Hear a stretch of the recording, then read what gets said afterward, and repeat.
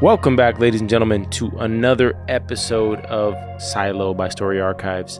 I'm your host, Mario Busto, alongside the other host, Zachary Newton. Welcome back. We're back with Silo Season 2, Episode 3, titled Solo. And a quick glance, I thought the episode was titled Silo. But no, it is titled Solo. And it turns out that the man in the vault, in Vault 17, is not Russell, but he was placed in there by Russell, and his name is Solo because, well, he's Solo. Yeah, he is Solo. It's nice to put a name to the face, though. I don't really think that's his real name. It seemed more just like the name of his circumstance than anything else, but interesting character. It seems very childish. I mean, I would imagine he was in there as a very young individual, maybe like teens, late teens. So he looks like he's in his early 40s or maybe mid 40s. So maybe he was placed in there in his, like you said, teens. Mm-hmm. And so Russell was essentially a shadow to Russell, more of like a father son relationship, whereas in Silo 18, it seems like Bernard and Meadows have some sort of... I mean, we just continue to get these sort of tension, these sexual tension scenes. Very sexual, yeah. Bernard and Meadows. I thought she was going to drop her dress for Bernard for a second. I was like, wait a minute, what is about to happen? I had to grab the remote. I'm like, I hope my kid doesn't walk by. No, I'm assuming they have some sort of past, or maybe Bernard has some unrequited love for Meadows. Who knows? Maybe that's going to be what stops Meadows from going out. I doubt it at this point, but it seems like the plan is in full force for her to head on out, and Bernard's going to pretty much move heaven and earth to give her the freedom to go out. Now, I don't know how he's going to be able to explain that she's just gone, but yeah. Well, who really sees her anyways? There's not a lot of people that do see her, from my understanding. She seems to be a pretty secluded individual. Mm-hmm. She only comes out for those big events, and even then wasn't expected to come out for Bernard's speech earlier in the season. Yeah, it'll be interesting to see.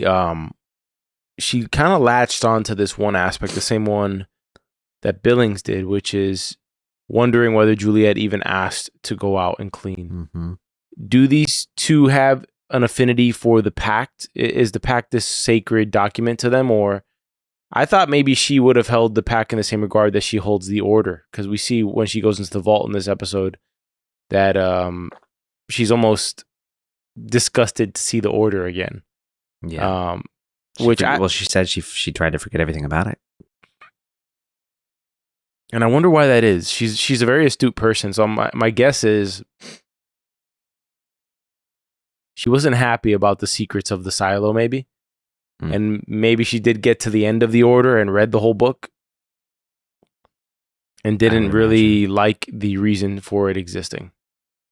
Yeah, I mean, I would imagine it kind of feels a little evil, a little dirty if you read the whole order. I don't know everything that's in it, but I mean, it's built for population control, so that must feel a little naughty knowing. Beyond that, I don't know. I don't know what other secrets may have been revealed from the vault, but I don't think she is too thrilled with the vault or the pact for that matter. Like, I think she's okay, disregarding some things. I mean, she knows what was supposed to have been done according to what the order, the pact with everybody in the down deep, right? Trying to squash the rebellion, get them to fight so you can squash them. I guess you get the people on your side. But she was playing politics in this episode, playing it pretty well. Like, I was kind of rooting for her, honestly, and her little plans there. I felt like that would have kind of ended all of the strife that we were seeing in the down deep pretty quickly. I think there's an aspect of like social responsibility that she has. Like Juliet, for example, when she's talking to Solo in the other silo, she's really trying to piece together, kind of like me. In the previous episode or two, where I kept on mentioning like, why did they all go out at once? And Juliet kind of has that same line of questioning. She's like, so they all went out at once? Why? Mm-hmm. Why they all go out at once? And Solo was like, well, they thought the guy didn't die. And that's the kind of funny part about Solo's performance in this episode is it is comedic, right? And even the name of the guy, who the whole silo went, batshit crazy over, has a funny name, Ron Tucker. Like, it's just such a random kind of almost like mythically fake name, Ron Tucker. It does not seem like I don't know. It just Ron Tucker sounds like such a comedy name. At least the way Solo was talking about it. This guy Ron. You did what Ron Tucker did. You didn't clean either, huh? Yeah. Who's Ron Tucker? Oh yeah, he was this guy, and he thought it was fine up there, and he didn't clean. And he just kind of went around the corner and people thought he lived. So this guy just kind of walked out of frame. He didn't do what Juliet did. He didn't go over the hill. He just walked out of camera frame and just, that sucks because people could not see him die. And, but to the point I was saying about social responsibility, Juliet, the moment she hears this story, realizes, oh crap, because people didn't see, the mystery or the open-ended result of me going over the hill has led people to believe that it is okay out here, which is going to lead to the death of the entire silo. So now her mission is not to go out and further explore the wasteland.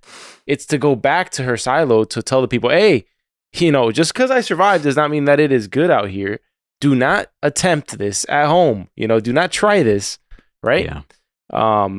And so I think that goes to Meadows, where, all right, Meadows might go outside, and then there has to be some aspect of her where, she's a very smart leader where she's like, we have to think outside the order. And I think that she's better equipped to handle this particular, crisis than Bernard is, right? Because she's willing to come up with solutions that are not in that book. She's willing to say things like, hey, don't make an enemy out of mechanical. Don't arrest a guy from down there. Don't cause any more strife there. Do not unite the silo against mechanical. Don't do it. Juliet was from mechanical. Doesn't make sense to do it, but Bernard doesn't listen, and he continues to do it. And he probably created himself. He probably kicked off the revolution by disregarding Meadows' advice to him. I completely agree that she is probably more well equipped to handle this situation. Let's not forget that we saw this hand played out already. It was played out in Silo 17. That's exactly what happened. There was an uprising from mechanical against the rest of the silo. You know what the crazy thing is about mechanical and about the down deep? They literally hold the red button. They hold the nuclear button for the silo. They can just say F it at any moment and ruin that generator and force their hand and force everybody to go outside, force everybody to do whatever they really want them to do, because there's not going to be any more power. There's not going to be any more food. You're not going to survive. At least not 10,000 of you. And the problem with it is that they created their martyr, right? Cooper has now become the martyr of the down deep, right? So, or mechanical, I always call it the down deep. And to make matters worse, Knox, who was on the side of what Bernard was doing, seems to be unifying with Shirley. And we get this sort of mysterious scene where he tells her, hey, those names that are down where, where all that water is, the same names that we see in that flashback in episode 1 with Shirley and Juliet. He's realized what they are. And I don't know what they are yet, but I'm sure we're going to find out, because this episode feels like the calm before the storm, like that things are going to start popping off in episode 4. At least that's what it feels like to me.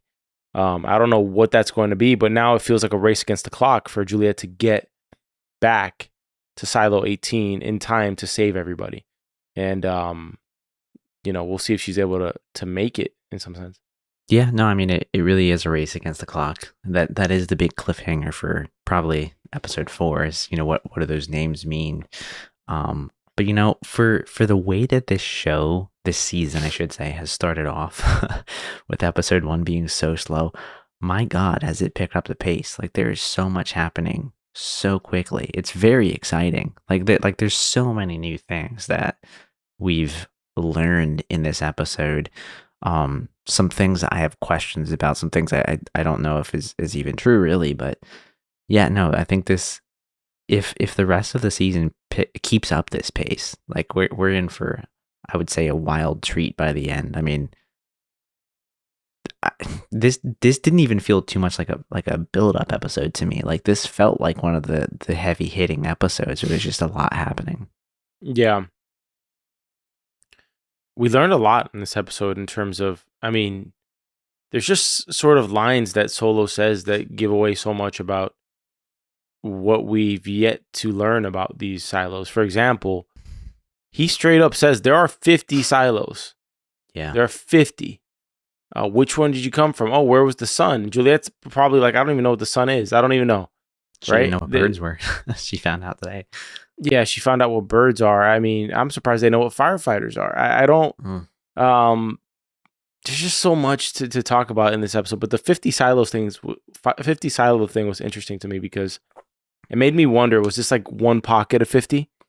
And maybe these pockets of 50 silos were in different areas around the world, right? That's what I've got questions on, because I know he said 50, but man, when I think back to the end of season 1, I feel like I saw a lot more than 50. Like it just felt like a lot more than 50.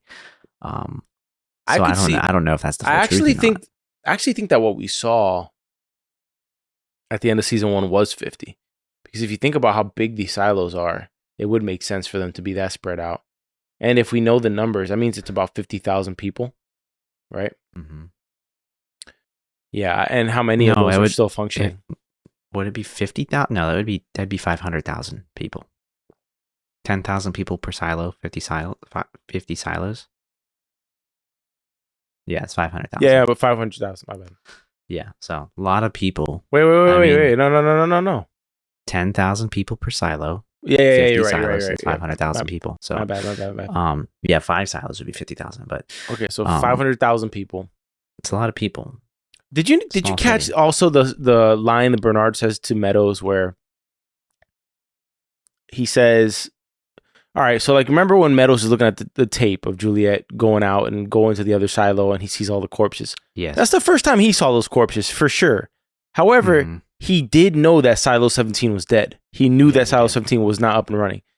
So they do have some semblance of communication to know when silos are going down one by one, right? Mm-hmm. How many silos are left of the 50 is a good question. I think eventually we'll probably see another fully functioning silo in this series. I don't know when we'll see it, but eventually we will see it.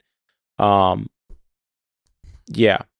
Maybe that'll be like a cliffhanger for the end of the season, right? Like it's not seeing another dead silo, it's seeing another live silo and seeing, maybe like season 3 will be about how these two interact with each other, and maybe then we'll uncover the past of what actually happened and why everybody is in silos. But yeah, I mean, the other interesting thing that I think it was Solo that said in this episode that was kind of made my ears perk up a little bit was he was talking about the fact that outside isn't always bad, right? Like there's like these dust storms that he was talking about that was blowing over, because it's like, oh, it wasn't poisonous when they went out, and then the dust and whatever kind of blew in, the wind picked up. Yeah, he's like, oh, and then it was bad. I think that the poison went away for a little bit, but then it came back and to kill him. So I don't know what's up with that, but it seemed interesting. And what the poison is? Like, what is the poison? Is it nuclear radiation? Is it radiation? Is it what is it? Have we ever done a Google search of how quickly would that kill you? I don't think so. No, I mean, I don't often look up things and the timing that it would take to kill me, so probably not. I know Solo mentioned there was 50 silos. When you're looking inside the vault, there's like numbers on the wall, and in silo 18 with Bernard, when Bernard and the mayor walks into the vault, I'm seeing like numbers 100 something. So I'm like, I don't know. Let me say something about this radiation thing here. Yeah. A high dose would take like 30 days to kill you. Okay? So whatever's out there, if it is radiation, I mean, that's just a base, like very preliminary Google search I just did right there to see if could radiation kill you instantly. Mm-hmm. And most of the things I just saw said it could take hours to 30 days type of thing, right? Even if it was hours, right? That means that whatever's outside potentially could be like the most potent nuclear weapon that ever existed, like known to man, right? Similar to how like we know the atomic bombs in World War II, that they pale in comparison to the weapons that we have today, which is horrifying to think about, you know, It's right? terrifying. That we have these weapons I mean, honestly, what is the purpose of having a weapon that could destroy the earth like 30 times over? Like, what is the point of having a weapon like that, right? It feels just more like a dead man switch. Like it's just a last resort. It's the ultimate trump card. I feel like what trump card? Everybody dies pretty much, right? So well, yeah, I know. I mean, but I don't know. I guess you got to be the one to hit the button or something. Yeah, I don't know. I feel like if we look back and like imagine we zoom out and we go forward into the future like 1,000 years, and nuclear weapons don't exist anymore. Which I think while humans run the earth, like there will always be nuclear weapons or weapons that are horrible. But that's my take on it. But imagine they don't exist, and we're looking back in the history books. It's like fifth grade class. They're looking in the history textbooks, and they're like, there was a time where every country like you just held weapons that could have killed everybody in an instant, and everybody thought that was just a good idea. Like I feel like that would be, anyways, the result of the Silo show possibly. But some people are have been in the messages saying that this was actually some sort of climate catastrophe and not actually radiation. So who knows? I don't know how it could be a climate catastrophe though, if there is poison on the outside, because I mean, it's a fair point. Maybe it's not radiation. Maybe there was no nuclear apocalypse. Maybe there is some poisonous gas outside, but still, I mean, like I find it hard. Like it would either have to be man-made and controlled in this isolated area, like a massive social experiment, or worldwide, because wind's going to blow through and it's going to start to blow it away. I mean, shoot, we get like the Saharan dust storms all the way over here. Like don't you think this would blow away? Well, my one thought process with it not being a nuclear war would be that, well, I mean, I guess, like, imagine we've kind of theorized, like, who would be the people who got in the silos? Is it the most powerful people in society? Is it the richest people in society? What group of people were they when this all went down? If it was like a climate thing, maybe people had enough time to get to the silos. But how would you have enough time to get to the silos with a nuclear war? Unless you just said it's pretty much took a guess and said, like, okay, this will probably happen in the next 20 years, right? So I'm going to just take my bunk here in the silo and just stay in here until it does. And then maybe that, that was fulfilled. But yeah, there's so many unanswered questions, even though we did get a lot of them answered in this episode. So, yeah. Yeah, very exciting episode. I do think my prediction that the mayor going out, the mayor? Bernard? No, not Bernard. Wow, I'm spacing on it. What's her name? Billings? No. Meadows? Yes, thank you, Judge Meadows. I don't know why I thought we didn't bet on that. No, but I was predicting that she would be going out very soon in this. I didn't think she was gonna last very long in the silo. Did you? I thought you had said that you didn't think that she was literal. Remember, I asked you in the previous episode. I said, "Do you think she was literal about going out?" Oh, I did. Because I made a comment that I didn't think she was gonna last long in this season because I thought she was gonna go out. Well, I don't think she's going anywhere. I think even if she goes out, she's not dying. Personally, I don't think she's gonna die either. I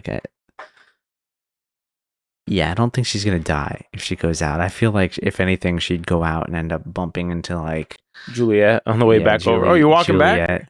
Yeah. What are you doing out here still?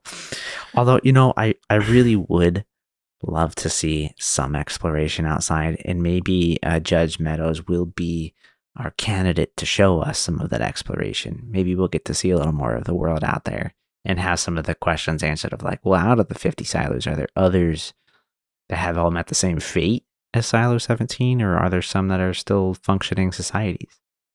I'd love to know what the Order has to say about a particular thing I'm thinking about, because I feel like the right path forward in order to salvage this rebellion from happening is kind of staring us right in the face, but I do wonder, the order has to say something probably to prevent something like this from happening, right? And here's what I was going to say.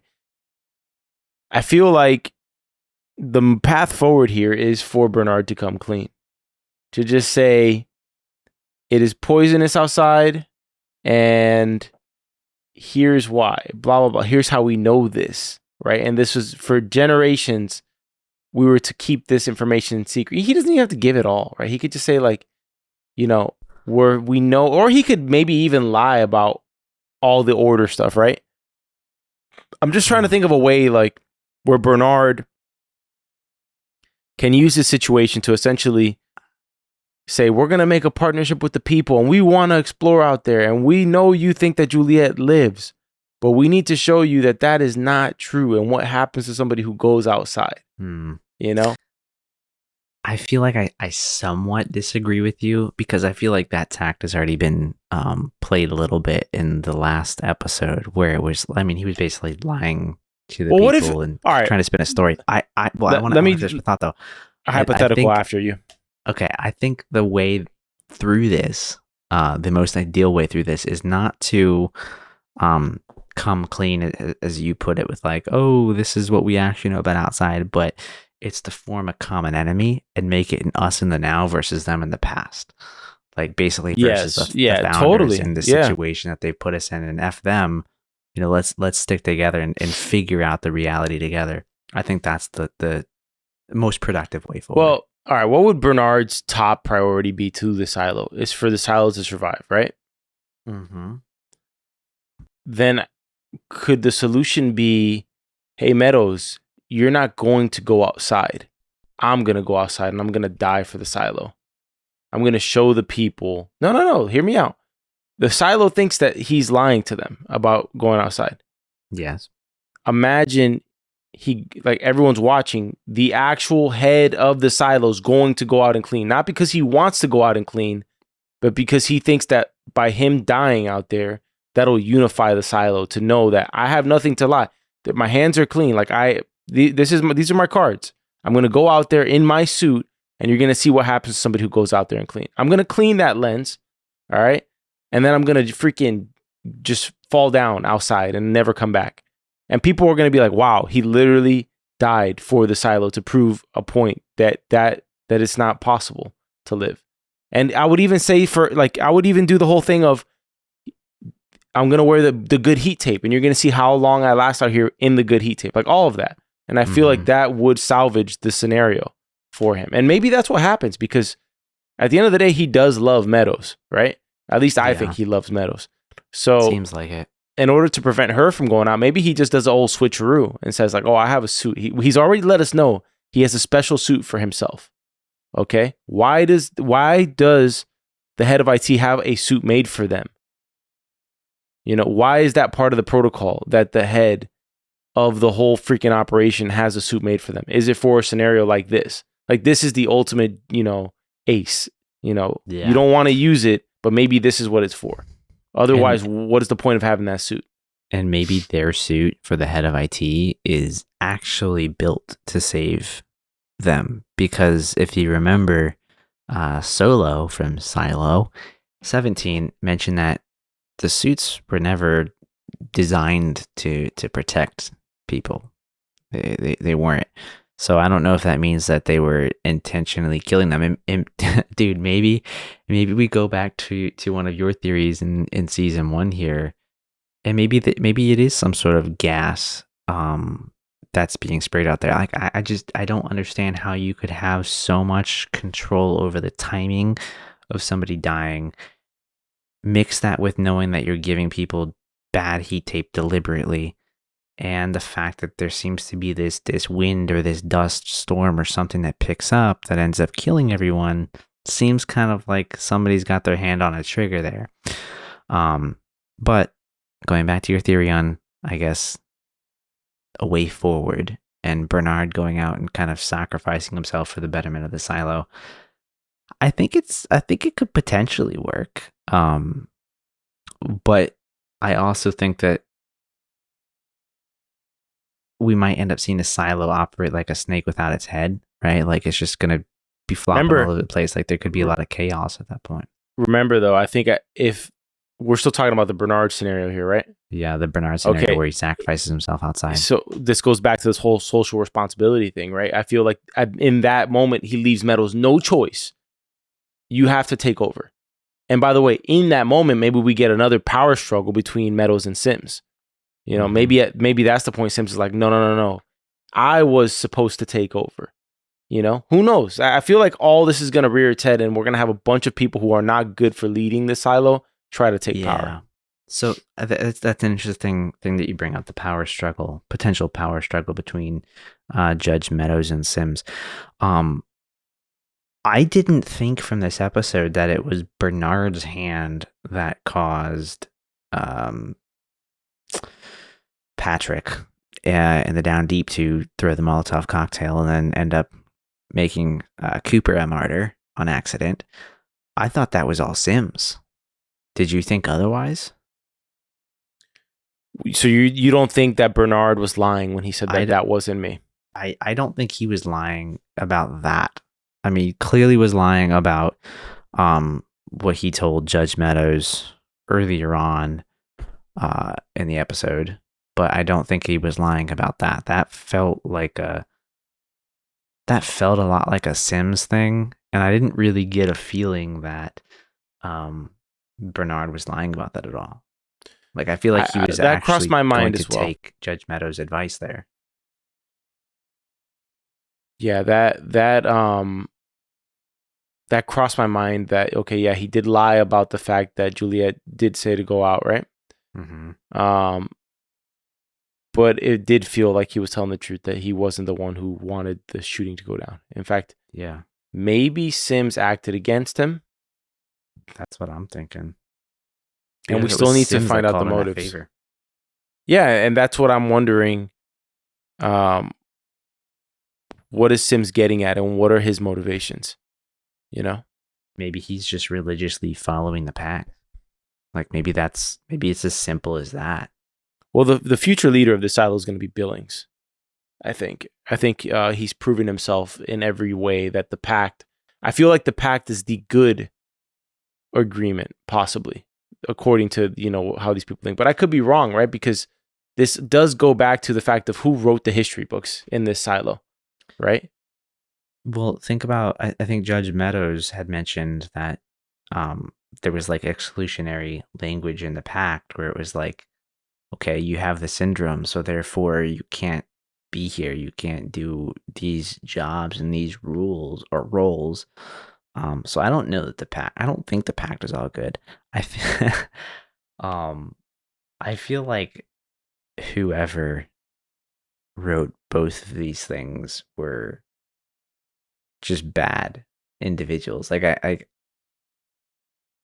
it just does not seem like this place has good origins, if you know what I mean.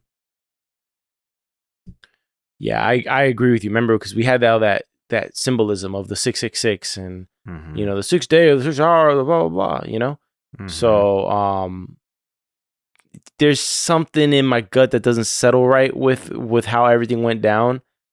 But yeah, man, there's just so much to go on. I would be shocked to think that the whole season is going to be Juliet getting back to the silo to let everybody know. I think it's not cool. I think it's probably happening next episode, I would imagine. You think she gets back to the silo next episode? If it's not episode 4, I think it's episode 5. I mean, we already saw her trying to kind of engineer things and put things together. She already got Solo out of his cage and out into the rest of the silo. So I mean, I would imagine next episode is probably the prep for her to go. So I guess I'll take back what I said. I think next episode is the prep for her to go. We got the plan in this episode. Next episode, she's going down. She's going underwater with her scuba tank with some oxygen, which is hilarious. Into there, I know, right? And then I think she's going to get a suit. No, that she literally invented scuba gear. Yeah. No, hey, Solo, there's a way to pump down air underwater. Like she knows how water works now. Right? Yeah, she has figured it out. I did kind of have that feeling as well. I was like, all right, kind of convenient. I mean, you didn't even know you could like float in water, let alone not just die by it. But no, I do think next episode it's going to be her preparing to going underwater, getting the suit ready, and then the following episode, so episode 5, will probably be her going back outside. That would be my guess in terms of the timing there. I will be shocked if that happens next. Like, I will be literally shocked. I feel like episode. it's gotta happen, man. Like quickly too. No, I think the only thing that I think could really throw a wrench in the timing there is the fact that it's something we haven't yet talked about, which I think is the fact that there's somebody else in Silo 17 with Solo and Juliet. All right, you know how when we were watching the first episode and there was this shot where we're like, oh, that was kind of suspicious the way they just kind of like moved behind the shadows. No, dude, it was so obvious in this episode. No. There's got to be somebody else in there. No, there's not. There's not. There's got to be. There's not, man. You can do that. You can do that. Obvious. You can do that shot without there having to be anybody there. It's just it's creating tension and creating. Yeah, you're making it spooky, but it's like to do it twice though, and make it so much more obvious the second time. I don't remember it happening twice. I do, but remember, dude, we didn't know about Solo at that point. We didn't know, so that could have just been symbolizing Solo was watching. It's anything is possible, but I'm telling you, it sure feels like there's somebody else in the silo with them. I mean, we also know that there's 2 bodies outside of the vault that are a lot more fresh than all of the other bodies. I mean, if he's been in there for over 20 years, and we know it's been at least 20 years, because this silo was dead before Bernard asked Judge Meadows to be his shadow. His shadow, yeah. So if he's been in there for like 20 years and everybody else is just decaying outside, I mean, like, had to have been fairly recently that there's people in there. There's a lot of writing on the walls, predicting like, oh, hey, we'll get to you eventually. Well, I don't think everybody went out. I feel like there could be. Well, I don't think everybody went out either. But I mean, if you got a silo that's prepared to, keep 10,000 people alive, I don't know exactly how much of it's underwater. Dude, I think somebody would have heard the commotion by now. But, yeah, probably heard it. But I mean, I would imagine it's been a while since they've, encountered people too, friendly people at the very least. Who knows who might be left in here? But I'm just saying, didn't feel like they were alone. Not at all. We talked a little bit about that Bernard wasn't lying about the firebomb, and the little situation of Cooper getting killed. But we do see that it's Patrick Kennedy who throws the firebomb. So I'm guessing he threw the firebomb before he got to take the drug, because that was his whole thing was that Sims had some sort of role to play in his wife being killed. So therefore he wanted to forget his wife existed to ease the pain. And so he threw a freaking firebomb and started a riot down in Mechanical pretty much. And then he dies. Kennedy is dead from what I can tell. Now, we didn't see Danny Bly, which is the probably more interesting of the two who was helping Juliet, right? So I do wonder what he's up to and how he's going to come to play a role here, because we know he's like a freaking whiz on the computer. So I do wonder what's going to come about with that. Because we did hear something about Bernard saying the hard drive that Juliet had was just a video of a cleaning from like 200 years ago, right? And he said he didn't even watch what else was on that tape. So there's parts of the order, I think, that even restrict Bernard from looking too deeply into the relics. And I think one of the things we find out about Meadows is she hasn't restricted that curiosity, because she has this cube that's a projector, and it has in it a bunch of, it's almost like, remember in elementary school, you do like the time capsules? Yeah.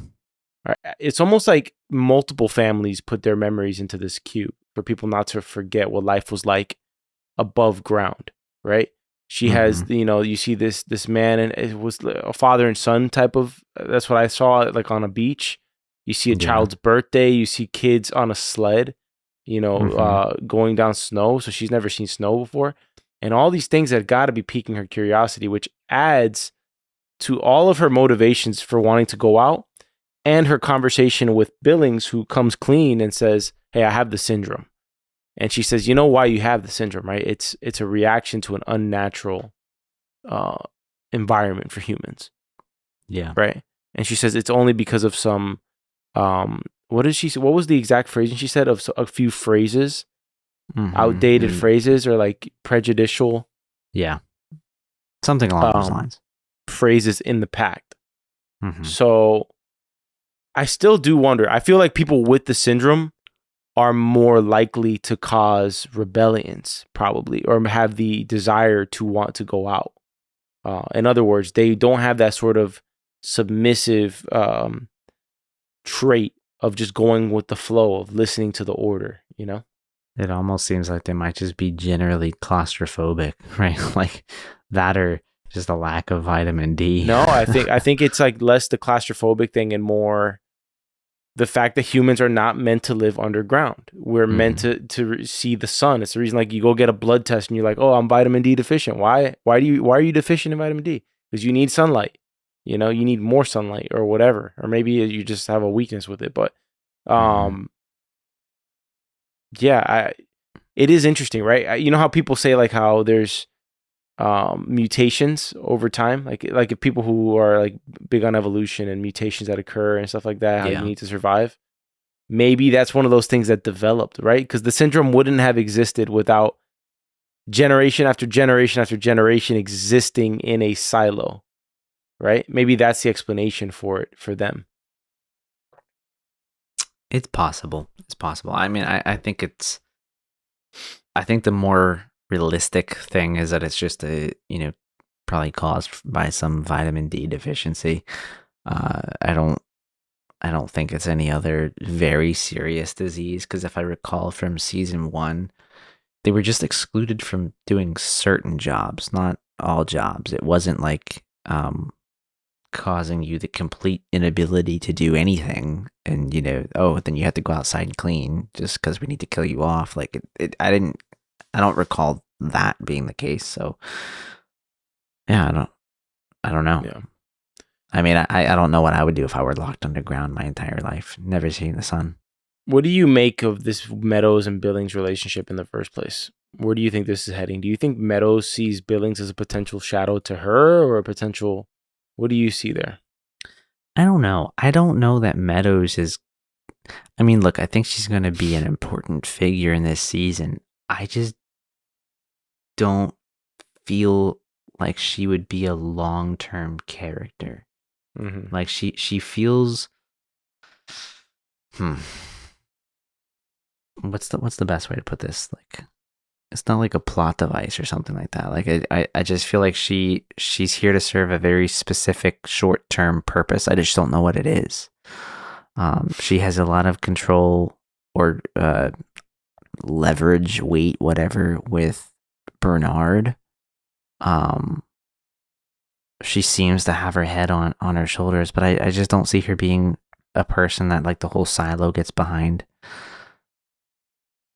I think a lot of the interaction we saw between Billings and her was just to kind of sow the, I guess, distrust that she has with Bernard, deeper into our minds. But the interesting thing with Billings is that he has a judicial background as well, I think, right?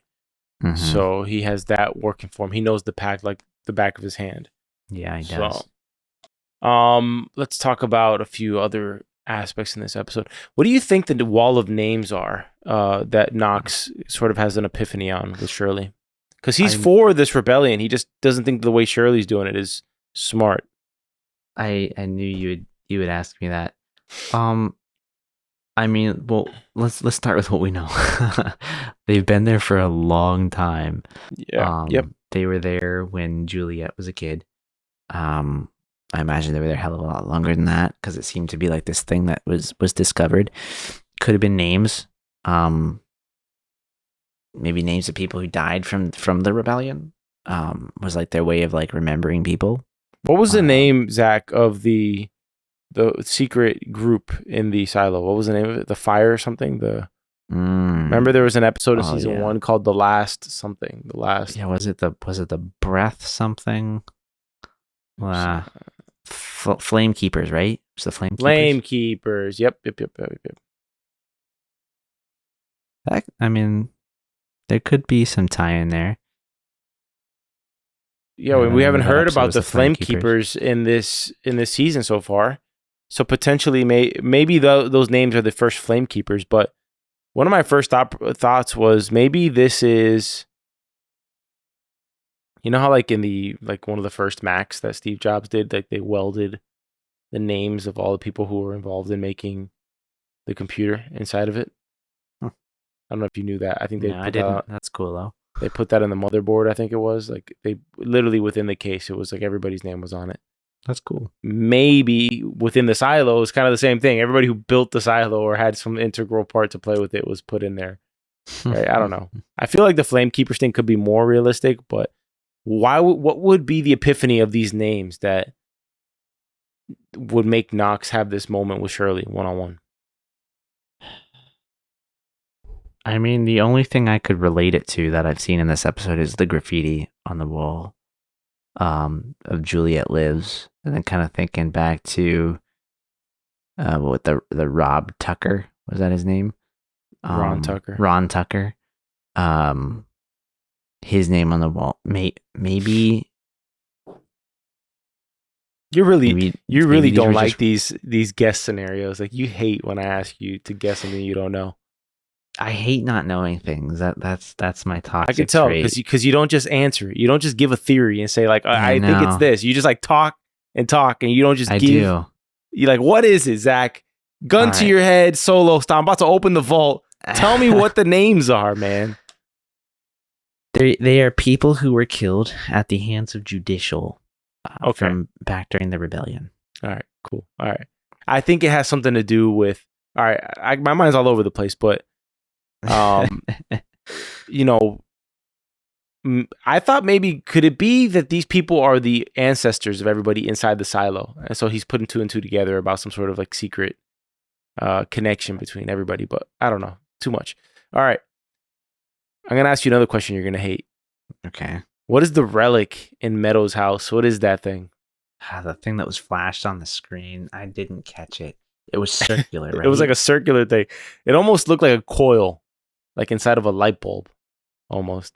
It's like the one thing I almost rewound the episode for it. I'm like, they focused on that a little too much. I honestly did not get a good enough glimpse at it, so I couldn't begin to guess. What do you think it was? I have no idea. I literally have no idea what it was. At first, I thought it was going to be something like useless. Like maybe it was like an award, like an old trophy that we were supposed to catch the reference of. But it felt like there was just so much like stupid shit in there that I was like, I don't even know if I really want to roll it back. I mean, we had like an Etch-a-Sketch. It has to matter. It has to. There was literally an Etch-a-Sketch framed up in there at some point. Yeah. So. Yeah. We haven't talked about Pete Nichols at all, but he does do something pretty significant, which is he breaks the rules for the first time. He has this moment with Phoebe Wells about this. She's this woman who wants to have a child, and he decides to break protocol and actually remove her birth control. Yeah. So I think Pete Nichols just possibly opened Pandora's box. He did. I wonder how close of an eye people have on him. If they don't know now that he did that, they're sure going to know in a few weeks. My thought process was, I mean, the interesting thing about this child being born is that the only reason this family has been selected, supposedly, to have a child is because Juliet went out to clean.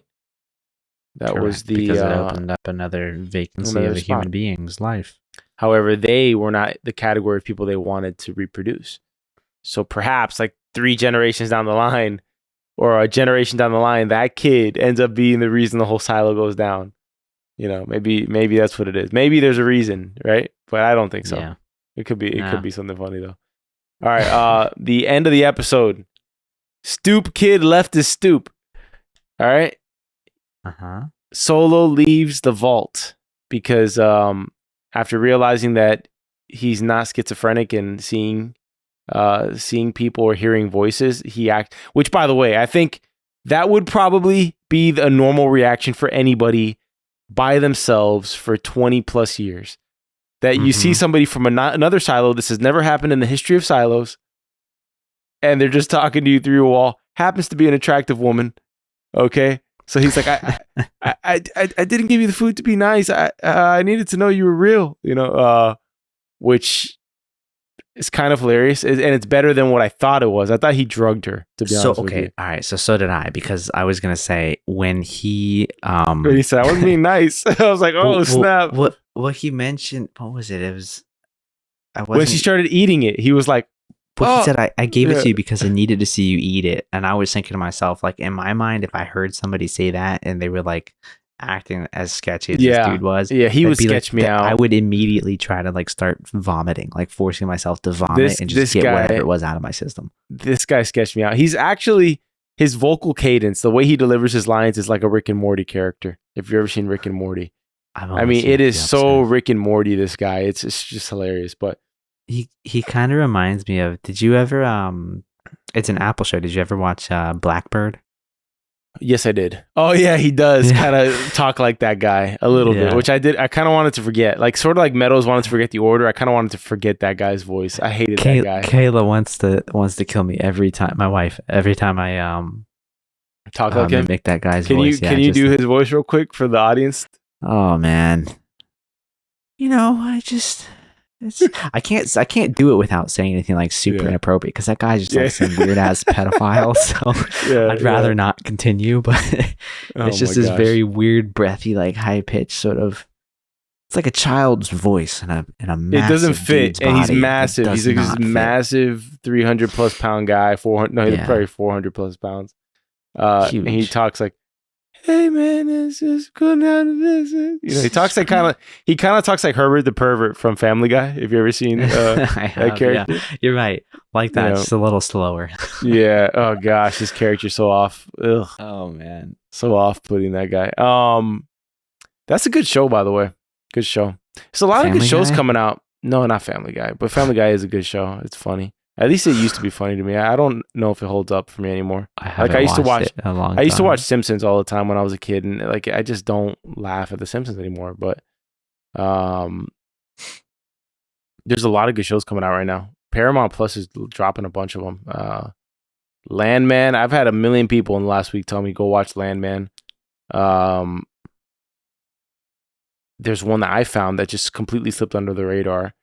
Michael Fassbender's in a TV show called The Agency. He's my favorite actor on the planet. He's on a TV show right now called The Agency with Richard Gere, who I've never seen in a television show either. So Paramount just decided to drop 2 episodes of that like 2 days ago, and with almost no marketing. So let's see how that is.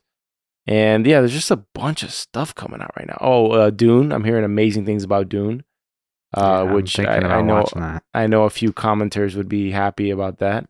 You started watching it? No, I'm thinking about watching it. I haven't started it yet. I want to watch Dune. Not that I don't think there's any like correlation between the show and at least where we are in the movie series right now. But I want to watch Dune 2 before I start any TV shows about Dune. Yeah. All right. So let's talk about Juliet's scuba plan. Where do we go from here? What do you think's going to happen in the next episode with Solo and Juliet? And where are we heading towards? Okay. So that one I told you already. I do think, and I'll be very definitive about that one. I do think that in the next episode, you're going to have Solo and Juliet go scuba diving. While she goes and gets a fireman suit. Yeah, she tapes up and gets ready to go outside. I don't think she's going outside in the next episode. I think she's getting ready to go outside. And I think that's what's going to kind of hold us on for episode 5. And I do think that next episode will very much be a build up. I don't think there's going to be anything super big that happens. I thought you said you thought Juliet was getting back to the silo next episode. No, I told you I walked that back. I said no. Oh, you did walk it back. Okay. Yeah, I said episode 4. It will be her prep. And episode That's 5, what I think she'll get back over there. That's what I think as well. Okay, let's wrap this up and go into categories. All right, let's do it. Well, let's start with favorite character of the episode. Meadows. Okay, that's actually a good one. I'm gonna give this one to Solo, because we saw the rest of his face, not just his shady little eyes. Yeah. Little creepy. Like I'm still a little sketched about this guy. Like I don't know that I'd want to put that much faith into somebody I just met. Mm-hmm. But she ate the chicken, whatever it was. So You cool. would scarf that chicken stew down like Oh, if I nobody's were that business. hungry, probably. Yeah. Mm-hmm. But if you say something like that to me, I'd probably throw it right back up. How about favorite scene of the episode? Favorite scene of the episode. I mean, the Bernard and Meadows stuff is fascinating to me. It really is. Mm-hmm. I'd have to say the scene, like anything with the order and like the stuff going on there when he brings her into the vault. I think that was probably my favorite scene of the episode. I know I'm kind of sidetracking here, but did you catch in the vault there's like other doors? I thought it was just like this tiny little room, but there's like two other doors in there somewhere. I don't know what that's for, but I did not. Yeah, maybe we'll find out at some point, because if Solo's been sitting in that tiny white room with nothing else in there, lose your freaking mind. Yeah. More than he has.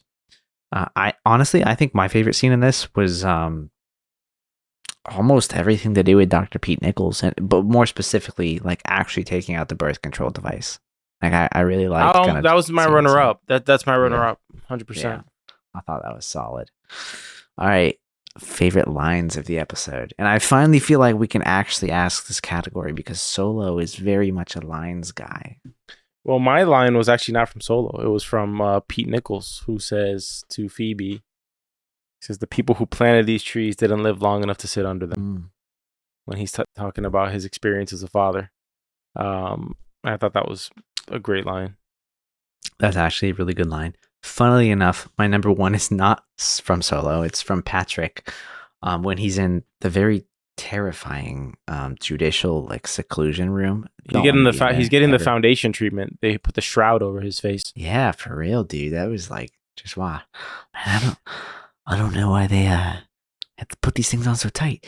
But no, my favorite line was from Patrick, and it was just like he was talking to Sims. Can you just stop saying mysterious shit, please? Yeah, man. Just why the F I'm here. I love that. Any line that makes me laugh in a show is just like instantly going on one of my top favorites. Mm-hmm. But I think my second favorite, also something that kind of made me laugh, was Solo talking about Ron Tucker. He was attempting to make a joke. I can't remember what it was about, but it was about the mumbling. suit. It was like, "Oh, hope they didn't get wet." I was trying to make a joke, but it's been a while. Yeah, for me, the funniest thing Solo said all episode was, "Yeah, Ron didn't clean. What did he do?" He's like, "Oh, he kind of just walked around the corner." It's just he just walked around the corner. Damn. Oh my God. He died about 5 feet out of camera frame. Yeah, he probably did. He probably just walked like literally off frame and killed over. He's probably. You imagine he's not dead. It's just like kind of like a little throwaway. Maybe he's the guy that's just like hiding in the shadows. Maybe he broke back in. Maybe. Oh man. Not something I wrote down on here, but any least favorite characters so far? Because I've got one that's Sims, just getting bro. on my nerves. Sims. I think he's a one note character. I did what you wanted me to do, Bernard. Like he's just always kind of like a one note guy at all times. He's very consistent. Yeah. He might be a psychopath. He shows zero emotions like at all times. I need more of the Sims at home. Neither does Bernard, really. No, Bernard shows emotion, bro. Bernard shows emotion. There's things about Bernard he shows that are complexity in he shows thinking, complexity. for sure. There's way more depth to his character. There is a hell of a lot more depth. I will agree with that. He's a guy who likes good alcohol. He's a math wizard that loves good alcohol. He's measuring Meadows up, and she says, "Don't you need to write this down?" He goes, "No." Like, so he's a freaking like mathematical. He just has a ridiculous memory, probably. Yeah. I mean, there's just things about Bernard that are not black and white, right? Mm-hmm. So, he's way more of Bernard. He's way more interesting than Sims. Way more. He's a hell of a lot more interesting than Sims. And you know what I'll also say though, Sims in season 1 being the boogeyman was a lot more interesting than Sims in season 2 so far. I am waiting on seeing a little bit more of that personal bit of Sim's life. Like there's got to be something significant there, and I don't think Bernard is going away anytime soon, because I feel like whatever Sims and more specifically his wife is planning has to do with overthrowing Sims. Yeah. Because I don't think you can there's no way you can force yourself into being somebody's shadow. Like that just doesn't make any sense. No, he'll have to do something. He'll have to do something evil in order to get into that position, take over, kill Meadows or do a coup or something like that. Yeah. My least favorite character currently is Shirley. She just gets on my nerves. You know what? She also gets on my nerves. She's like female Sims with more emotional, with one note of just complete irrational with emotions, all the time, and it's just like, dude, like oh, just relax, man. Just I don't like people that can't slow down and think strategically about things. Yeah. So anytime like people are making really rash decisions, it's really annoying. It's so annoying, especially when it's just constant. Like I can understand an outburst of anger and then be like, okay, that was stupid, let me roll it back a little bit. Yeah, but prolonged like unapologetic stupidity is infuriating, especially when you're in a silo with this person and your survival depends on her not being an idiot. You know, we're all gonna go up. Like if it was Shirley's choice, everybody would go up at once. Oh, I know. Yeah, everybody would go out right at once. You know, I don't have any like specific theories about this, but going back to the question you asked me of, what are all of the names, on the walls in the down deep in that hidden, crevice behind the wall or whatever. You know, I think one of the things that we learned from this episode, actually from Judge Meadows, at least I learned it. I don't know if anybody else did. Is that, I mean, obviously you need the support of more than just the down deep to be successful in whatever you're doing. I mean, I feel like looking at what Meadows had recommended, which was arrest people from the mids and the up top, not the down deep, to make everybody feel, you know, like, oh, kumbaya, like they're not after us. I feel like maybe a lot of those names were people from the mids and the up top. Like they may have been maybe not influential people, but just people of that economic status or whatever you would maybe consider that. So nothing too deep there, but I mean, I feel like you've got to sway. Look, whoever's winning a rebellion is whoever can sway the voice and the mindset of the people. And I mean the whole people. Like the whole reason I think that there's a line in the order or the pact to try and get the down deep or mechanical or whatever, whoever it is, to start to rebel, is so that you can quickly form an enemy and squash them, because you're getting the voice of everybody else on your side. So. Yeah, you know, kind of reminds you of some things in real life. But anyways, I think that just about does it. We'll be getting back to our regular programming this week with our instant reaction, probably Thursday, if I had to guess. We didn't do it this week because I was on vacation and got back yesterday. Guys, it was Thanksgiving. So, come on. Happy Thanksgiving. Oh yeah, happy Thanksgiving for those who enjoyed it, or those who are in the States who actually celebrate it. When did Canada does theirs, like in October or something like that? Yeah, theirs is completely different. I think it was like a few months ago, but I could be sorely mistaken on that. Yeah. Well, we'll be back to normal this week, and yeah, that's all I got today. All right. Well, thank you for listening to this episode of Silo by Story Archives. You can find this podcast anywhere you find podcasts, Apple and Spotify primarily. You can visit us on YouTube at Soapbox Podcast Network. Visit our website at soapbox.house. Email us at contact@soapbox.house. And anything else that you can imagine is probably linked to from our website, so be sure to check it out. We will see you guys on episode 4 of Silo. Peace.